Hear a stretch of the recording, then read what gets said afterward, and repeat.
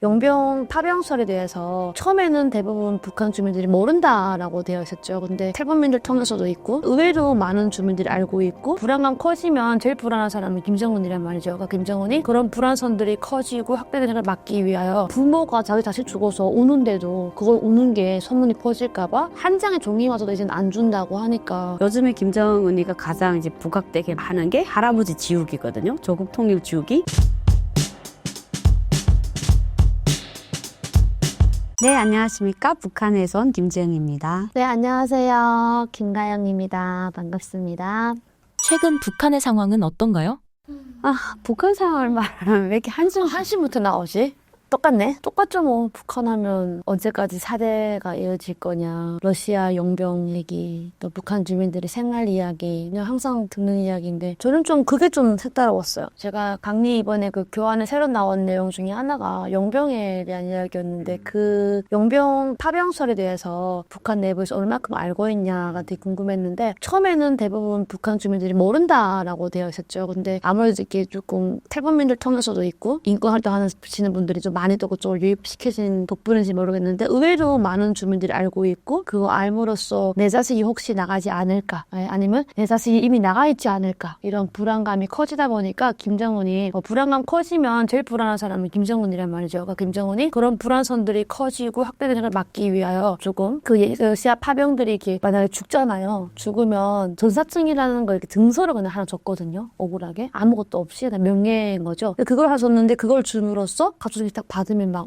아무래도 막 통곡을 치고 울 거 아니에요. 그러면 소문난다고 그 전사증마저도 주지 않는다고 하더라고요. 그 말 듣는 순간에 제가 와 정말 미친놈들이다. 부모가 자기 자식 죽어서 우는데도 그걸 우는 게 소문이 퍼질까봐 한 장의 종이마저도 이제는 안 준다고 하니까 이 미친놈이구나라는 생각을 제가 그때 했었거든요. 그래서 북한에서는 그 러시아 파병에 대한 소문을 일체 극비로 하고 장교들 같은 경우도 군관들이죠. 군관들을 핸드폰도 못 쓰게 하고 그만큼 지금 김정은이 그 러시아 파병에 대해서 극도로 불안에 떨고 있다라고 제가 들었어요. 러시아 파병은 북한에서 다 공식적으로 이제 공개를 했어요. 그래서 숨긴다는 거는 안 그래야 될 것 같긴 해요. 그래서 김정은이가 러시아 파병을 이제 북러 관계에서 군사협정으로 이제 쌍방이 전쟁이 일어났을 때 무조건 파병하는 규정에 의해서 우리는 공식적으로 러시아 파병하고 러시아에서 전사한 인민군 군인들을 위하는 탑 기념비를 평양에 세워준다. 이렇게 공식적으로 인정을 한 문제라 사실은 아들이 죽었다 전사증이 오면 조국을 위해서 죽은 거니까 굳이 그렇게 가슴 아프게 통곡한다는 자체는 조국에 대한 실망감의 눈물이잖아요. 아마 그래서 좀 조심히 울어라 하는 것 같고 요즘에 김정은이가 가장 이제 부각되게 막 이제 하는 게 할아버지 지우기거든요. 조국 통일 지우기. 최근에는 그 북한 판문점의 통일각이었어요. 이름이. 근데 판문각으로 고치고 그리고 그 앞에 김일성이가 사망하던 그 1994년 7월 8일 전에 7월 7일에 조국 통일 서류를 사인한 그 김일성 1994년 7월 7일 이거를 비석을 새겼었는데 그것도 다 까부셨다고 그러더라고요. 그래서 할아버지 지우기를 왜 그렇게 심각하게 할까? 처음에 김정은이가 북한 주민들에게 가까이 다가갔다. 그래서 그 자극했던 게 할아버지를 꼭 닮으신 우리 원수님이었거든요. 네, 그러니까 수령님이 다시 살아온 것 같은 그런 기분 이렇게 하면서 친근감을 줬는데 그 수령님 이미지를 이제는 완전 지우려고 하지 않냐. 도대체 왜 할아버지랑 아버지 역사를 이렇게 지우려고 하냐. 요즘에는 그게 지금 전 북한에서 봤을 땐 가장 심각한 거 아니냐 이런 생각이 들어요. 좀 있으면 대선이 되는데 북한이 너무 조용해가지고 좀 더 오히려 의외로 항상 북한이 선거철이면은 뭔가 쏘거나 아니면 뭔가 자극하잖아요. 근데 이번 선거철은 되게 조용히 있어서 저는 항상 하던 그 레퍼토리가 안 나와가지고 왜 이렇게 조용해 있지? 이런 생각이 좀 들어서 그거에 대한 좀 북한에 대한 관심도 좀 있는 것 같아요. 제 개인적인 관심 그쪽에 있습니다. 국내 입국 탈북민이 감소하고 있는데 이유가 무엇인가요? 그 이유는 사실 북한에서 국경을 전면 차단하고 그 북한 쪽에서 5차례의 감지 대책을 했다고 해요. 철조망 치고 지뢰 묶고 CCTV 설치하고 뭐 이렇게 했다고는 하지만 사실 도망치려는 사람들과 배고픈 군인들이 있으면 무조건 구멍은 있죠. 근데 가장 중요하게는 중국 쪽에서 이제는 신분이 없으면 버스를 타고 이동할 수가 없대요. 그래서 북한 사람들이 탈북을 해서 넘어오는 경우 이 사람들을 무사히 데리고 올 수 있는 브로커들이 나서는 것도 없고 있고, 그래서 최근에는 중국에서 사시던 분들이 20년 더 이상으로 사시던 분들이 이제는 호구가 없으면 밖에 돌아다닐 수가 없대요. 이동도 못하고 여행도 못 가고. 그래서 남편분들이 오히려 한국에 가서 국적 가지고 다시 오라 이렇게 해서 아내들을 데리고 뭐 어느 목적지까지 태워다 준다고. 그래서 아마 북한 내부에서는 못 빠져나오는 것 같더라고요. 저도 코로나 지나면 탈북자 수가 증가할 줄 알았거든요. 왜냐면 북한에서 오는 사람은 한계가 있어도 중국에 있는 사람들은 꽤 많다가 10만 명 넘게 있다고 지금 일단 추정이 되잖아요. 그럼 그 중에서 일부는 올 수 있을 만도 한데 못 오고 있잖아요. 그 이유 중에 또 하나가 아까 저희 언니가 얘기한 것도 맞지만 또 다른 하나가 있는데 중국에서 10년 이상을 살았거나 아니면 아이가 있으면 호국적을 줬어요. 지금 그건 공식 발표됐거든요. 그러니까 내부적 그런 거죠. 줘가지고 그 사람은 대신 그 멀리는 못 가요. 말하자면 성이면은 그 성에서는 자유롭게 이동할 수 있는 그런 지금 탈북민만의 그런 허석을 준 거죠. 그래서 그걸 받은 사람들이 어찌보면 내 애도 있고 남편에서 10년 살았으면은 적응도 되고 중국말도 되니까 아 그래 또 위험겁이 있게 한국 가는 길도 모르고 또 한국 가서 어떻게 사는지도 모르는데 그냥 아이도 있고 남편도 있는 여기서 농사지으며 살자. 어차피 잡혀갈 일은 없으니까 이런 마음으로 이제는 마음 먹고 그 자리에 그냥 앉아있는 북한 주민들이 꽤 많다고 제가 중국에 있는 분이 들었거든요. 그래서 그 말 들으면서 아니 거기서 사는 건 농사짓는 삶이지만 한국에 오면은 자유도 있고 훨씬 더 많은 꿈이 펼쳐지는데 왜 안 오냐 했더니 올 때 잡히는 확률도 있고 또 그런 가족을 버리고 오는 그런 것도 있잖아요. 그 쉽지 않다라고 얘기하더라고요. 그래서 그런 것들이 복합적이어가지고 아마 오는 그 탈북자 수가 여전히 지금 감소하고 있는 거 아닌가라는 생각을 해봐요. 어찌 보면 북한의 김정은하고 시진핑이 합작으로 그걸 만들었지 않았을까라는 생각도 해요. 왜냐면 한국 가는 것보다는 그냥 중국에 있는 게 나으니까 북한 입장에서는 그래서 좀 그러지 않을까 뭐 이런 생각도 해봐요. 북한에서 여성과 남성, 각 성별에 따른 삶은 어떤가요? 북한이라는 곳을 설명하려고 하면 저는 뭐 사회가 발전됐거나 뭐 덜 발전됐거나 이게 문제가 아니라 모든 주민이 남한으로 치면 남한에서 남자들 제일 힘든 거 군생활이라고 하잖아요. 군생활 아니라 여기서 북한을 말하라고 하면 교화소? 대한민국에서 굳이 표현하려고 하면 감옥 생활을 하면 그래도 여기 대한민국 먹을 걸 다 준다더라고요. 감옥에서. 근데 월급은 뭐 최저로 주니까 그거는 말도 안 되지만 마음대로 눕지 못하고 마음대로 나가지 못하고 사람 만나지 못하고 핸드폰 못하고 그러니까 사람이 자유를 누리던 사람이 그 안에 들어가서 얼만큼 그게 고통스러울 거잖아요. 그래서 남한 분들에게 굳이 설명하라면 남한의 감옥도 아마 북한보다는 더 자유롭다. 그렇게 말하고 싶고 저희가 흔히 그런 말 하거든요.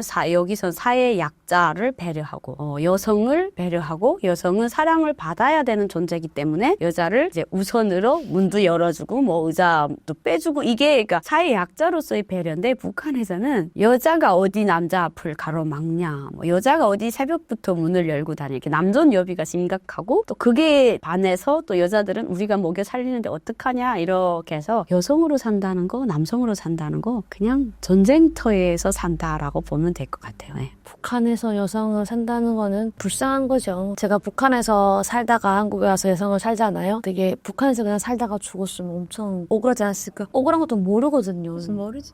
왜냐면 그 사람들이 이렇게 여성이라면 이렇게 살 수 있다는 걸 알아야 억울하고 그 정도에 불만도 있을 텐데 모르니까 당연히 여성은 이렇게 사는구나. 남자가 갑으로 여자가 의로 또 그리고 여자는 되게 할 일도 많고 이런 것들이 저는 모르니까 근데 한국에 와서 보니까 너무너무 좋은 거예요. 그래서 먼저 돌아가신 엄마가 불쌍하고 또 평생 바친 우리 할머니가 너무 불쌍한 거잖아요. 근데 북한에서는 정말 여성의 항상 북한 정권은 혁명의 수레바퀴 한 바퀴를 북한 여성이 민다고 할 만큼 여성이 굉장히 중요한 가치라고 하는데 안 그래요. 명산만 보세요. 여성들이 배낭을 메고 일 다니고 땅을 파고 강물에서 세탁을 하고 뭐 여자인지 남자인지 구분이 안 될 만큼 일을 하잖아요. 북한의 여성은 정말 불쌍하다는 너무 마음 아파요. 남한 사람과 북한 사람들의 공통점과 차이점은 어떤 게 있나요? 공통점이면 한민족이니까 우리는 아무리 서로 뭐 밉다 곱다고 해도 우리 가족이 아무리 싫어도 버릴 수 없는 것처럼 우리는 그냥 한민족이니까 같죠. 그리고 언어가 같고 그리고 뭐 생김도 같고 같은 건 되게 많지만 다르다고 하면요. 70년 동안 북한 사람들은 그냥 70년 동안 전쟁 속에 산다고 생각하면 돼요. 한국 사람들은 그냥 인간의 삶을 살았다고 봐야죠. 그래서 우리가 전쟁이라는 곳에서는 나 하나 살기 위해서 양보도 없고 꼼수 피워야 되고 몰래 도망도 쳐야 되고 숨어 있어야 되고 들키지 말아야 되고 뭐 다양한 방법이 있잖아요. 전쟁터에 총알이 날아오는데 사랑해 자기야 이럴 수 없는 것처럼 그래서 전쟁터에서 70년 사는 사람들이고 여기는 그냥 인간의 삶을 사는 사람들. 북한에서 우리가 계속 말하는 뭐 종교의 자유 없습니다. 정치 참여의 자유 없습니다. 뭐 이동의 자유 없습니다. 전쟁인데 뭔 그런 걸 바라는 건가? 제가 요즘 오래 사니까 그런 생각이 들더라고요. 그래서 한국 국민들은 인간 세상에서 사니까 점점 더 착해지고 배려하고 더 감성적으로 변한다고 하면 열악한 환경에서는 점점 먹을 건 부족하고 옆에 동료들은 계속 죽어가고 그러니까 사람이 악만 남고 더 화가 나 있고 그냥 다치면 폭발할 것 같은 전혀 다른 곳의 사람이 천국과 지옥 요즘 드라마가 그런 게 있더라고요. 지옥과 천국 하는데 지옥도 줄 서서 차례대로 이제 가라 그러면 가더라고요. 북한에는 줄 서서 차례로 가라고 해도 사람들이 아비규환해 말을 안 들어요. 저렇게 비교를 하면 될까? 이런 생각도 해봤는데 그래서 그런 것 같아요. 저희 언니가 되게 좋은 말 한 것 같은데 가족이라고 해서 버릴 수 있나요? 그래서 나 안 버리고 데리고 왔구나 한국까지.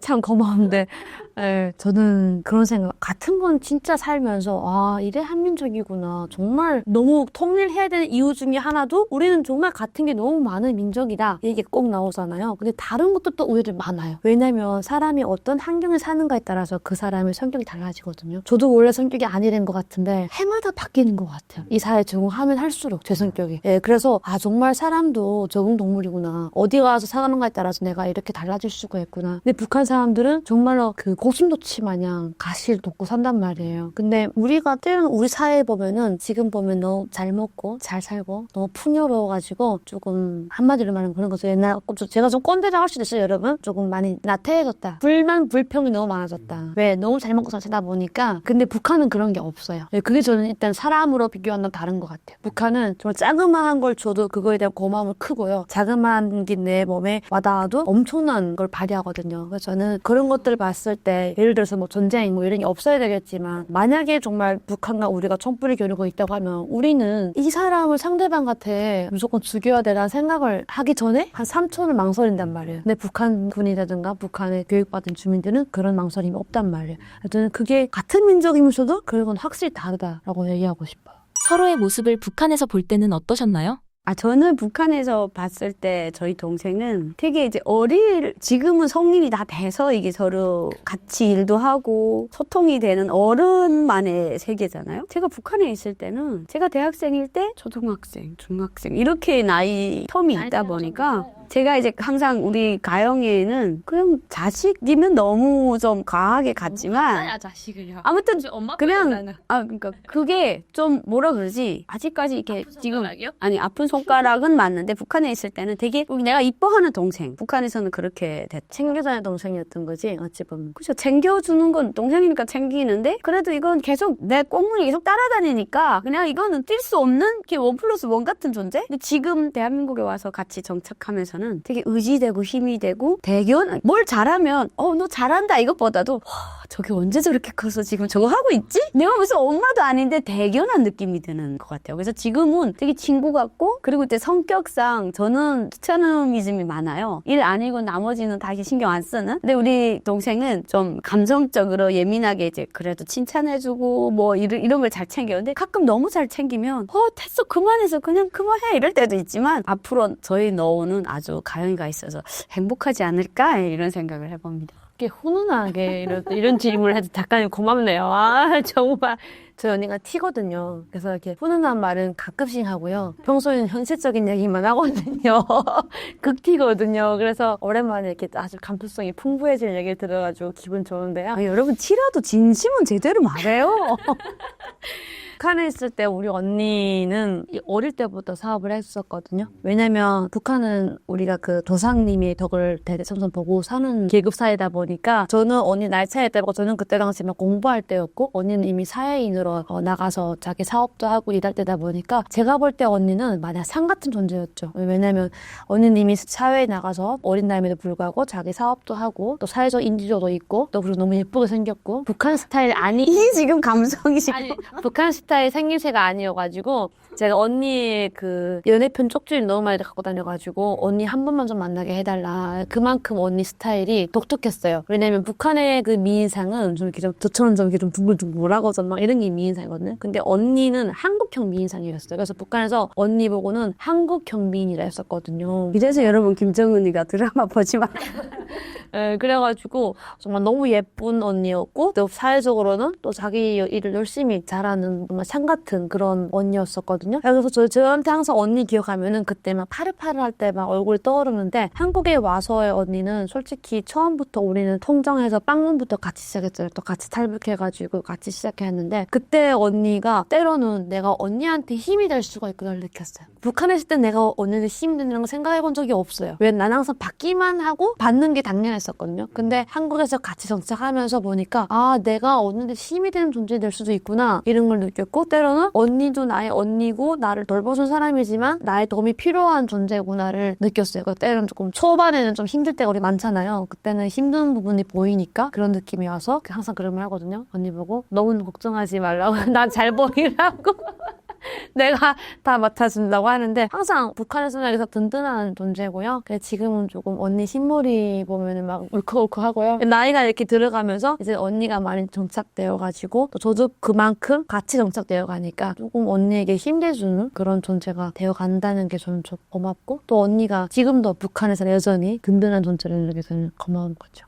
북한에 계셨을 때 기억에 남는 두 분만의 에피소드가 있나요? 저는요 항상 언니한테 미안해요. 왜냐면요 제가 지금 생각하는데 항상 그러더라고요. 자매들은 크면서 같이 많이 싸운다고. 제가 언니랑 어릴 때 같이 살았었거든요. 나이 차이가 좀 있음에도 불구하고 자매니까 제가 언니한테 지금 보면 너무 많이 개긴 거죠. 그래서 지금 생각하면 그때 내가 왜 그랬지? 여기 말로 사춘기였나? 이렇게 포장을 하긴 하는데요. 지금 생각하면 너무 언니한테 많이 개겼어요. 그리고 또 많이 받았어요. 받으면서 개긴 거예요. 그러니까 받지 못하면서 개겼으면 좀 억울할 법한데 언니한테 많이 줬으면 에도 불구하고 내가 엄청 많이 언니한테 했단 말이에요. 이거 지금 보면 좀 그런 미안함이 저는 항상 있어요. 근데 뭐 같이 했던 추억도 많지 않을까 싶어요. 그냥 일단 제가 가인 여보 키웠어요. 일단은. 이 얘기 너무 힘들어요. 저희 이제 여기서 이제 이모가 일을 항상 하니까 방학에 애들이 엄마 모유 수유하다가 이제 모유 수유 끊을 때는 엄마랑 이제 분리를 시키잖아요. 그래서 꼭 할머니네 집에 손녀를 데리고 가거나 이랬는데 저희 할머니 할아버지가 되게 또 간부로서 이제 노후를 맞이하시다 보니까 자식들의 손주를 케어하는 거를 싫어하세요. 그냥 우리는 둘이서 이제 노후를 보낼 거니까 니네 우리 방해하지. 거의 남한식인 거죠. 할아버지가 절대 니네 엄마 걱정시키지 마라 막 이래서 저희 집에 사촌 동생들이 엄마가 데리고 와서 모유 수유를 이제 띄는 그런 걸 했었거든요. 그래서 제가 초등학교 때 얘를 진짜 학교 데리고 갔어요. 방학에. 손잡고 가서 엄마도 일 나가셨으니까 집에 혼자 둘 수는 없으니까 데리고 가서 이제 숙제 제가 또 친구들 숙제 검열을 하고 뭐 도장 봐가지고 이러니까 친구들이 또 이제 학급장 동생이니까 자기네가 막 같이 데리고 놀고 이러던 동생이 키가 어느덧 커가지고 이제 저를 막 따라오잖아요. 제가 봤더니 저희 나이 때까지는 되게 유교 사상적으로 배웠고 교육을 받았는데 우리 가영이가 그때 개긴 걸 제가 한국에 와서 보니까 얘네는 사춘기 시절부터 남한 드라마를 봤거든요. 그래서 남한 드라마를 보면서 되게 하고 싶은 게 너무 많았던 것 같아요. 제가 그때 이해 못했던 게 아니 학생이면 책가방에 공부할 것만 있으면 되지 굳이 왜 노래 수첩에 하지 말라는 남도선 노래를 적고 다닐까? 그리고 너는 왜 공부를 안 하지 않고 잘생긴 남자 오빠들 보면 친구들끼리 숙제하면서 저 오빠 이쁘지 하면서 막 이야기하거든요. 왜 그런 쓸데없는 짓을 할까? 저는 계속 그런 게 얘네들한테 이상했는데 지금 생각해보면요. 얘네가 한류 문화에 접해서 얘네들은 정말 하고 싶은 게 많은 그 어린이의 꿈이었고 우리는 그걸 계속 억압하다 보니까 얘하고 계속 부딪혔던 것 같아요. 지금도 오면 제가 너는 그 옷을 왜 그렇게 입고 다니냐 굳이 왜 찢어진 걸 입냐 이렇게 계속 이러거든요. 그게 좀 달랐던 것 같아요. 지금 이 얘기하니까 갑자기 생각나는데 제가 학교 때 좋아했던 남자가 있었거든요. 그 남자 저 좋아했었고 너무 저를 좋아했거든요. 근데 언니가 헤어지게 했어요. 저 모르게. 남자애랑 저희는 그냥 정말 좋아하는 마음으로 전화하고 학교 갔다 와서 했거든요. 근데 그 학교 갔다 와서 막 통화하고 막 이런 사생활 얘기 서로가 막 같이 하고 하는데 그게 한 달 넘게 되니까 언니가 뭔가 이 뚜껑 열어줬나 봐요. 그치, 뚜껑 열려. 지금 생각, 부모한테 전화해가지고 자식 교양 똑바로 하라고 막 이러면서 아무튼 막 엄청 기억나. 얘가 지금 앞뒤꼬리 다 뺐는데요. 안 빼고 아직 안 빼고 엄청나게 막 해가지고 남자애가 엄마한테 엄청 맞고 아무튼 헤어졌거든요 둘이. 근데 그때 제가 너무 억울한 거예요. 어린 나이에 막 몇 날 며칠 울며 밥도 못 먹고 언니가 너무 미운 거예요. 그게 지금 학생이 할 그다음부터 막 언니는 반항이 엄청 심해져가지고 더 막 개기고. 아니 그게 아니라 얘네 성동 국제야행소 알죠? 북한에서 정말 원산에 김정일이가 나라의 왕인 어린이들을 위해서 국제야행소를 만들어줬어요. 그래서 거긴 내국 친구들이 8월이면 다 놀러 와요. 그래서 외국 애들이 오기 때문에 북한에서 제일 이쁘고 공부 잘하고 잘 사는 집 애들로 뽑아서 우리나라 애들을 이렇게 행복하게 자라를 보여주려고 세팅하는 프로그램이 있어요. 그래서 여름이면 이제 예술학교 특목고 애들을 모아서 전국적으로 모아서 한 30명 정도를 거기에 보내서 외국 애들이 북한 애들도 이렇게 너네를 보여주는데 얘가 갔었거든요. 그래서 얘는 양강도애고 그 남자는 뭐 언제 생각도 안 나요. 기억이 없는 그 지방에 어디서 온 지방 아니에요, 도시예요. 도시할 때 지역이 다른 지역에서 왔어요. 그리고 놀다가 왔는데 오후마다 전화가 계속 왔는데 전화를 여보세요 하면 끊어버려. 여보세요 하면 끊어버려. 이러는 거예요. 그래서 제가 그런 배짱도 없이 여자 만날 거면 너 여자 만나지도 말라고. 차라리 나는 누구랑 이번에 뭐 어디 가서 만났던 누군데 좀 전화 바꿔줄 수 있냐고. 그래야 되는데 전화를 계속 끊어버리니까 처음에는 욕하다가 이게 그 다음에 속상하고 그다음에 얘가 공부를 그 다음부터 안 하는 거예요. 그게 중학교 3, 4학년이거든요. 한창 지금 공부 그러니까 여기로 말하면 고1을 올라가는 애가 이 정신이 지금 팔린 거예요. 그래서 제가 그 친구가 이제 전화를 들면 꺼버리니까 그럼 전화번호 찍혀요. 그래서 뚝뚝뚝 누르면 엄마가 전화를 받은 거예요. 그 순간에. 그래서 제가 사실은 내가 여기 지역에 있는 누구 언니인데 얘네 지금 이번에 가서 거기서 만난 것 같다. 그래서 되게 아드님도 공부 안 하고 계속 이렇게 하니까 우리 동생을 대학 안 보내고 그냥 이렇게 팅땡땡전 놀다가 며느리로 데려가겠으면 아들 그냥 냅두고 아니면 전화를 좀 못하게 해달라 해서 그날 저녁 아마 두들겨 맞았나 봐요. 예. 그런 에피소드가 있습니다. 근데 그걸 그렇게 아직도 진짜 슬프나 보다. 첫사랑이었으니까. 저 지금은 적극 장려를 합니다. 네, 하세요. 아유, 나 진짜. 지금은 저 그냥 어디 가도 상관 안 할 거예요. 처음 공개한 얘기네요, 진짜.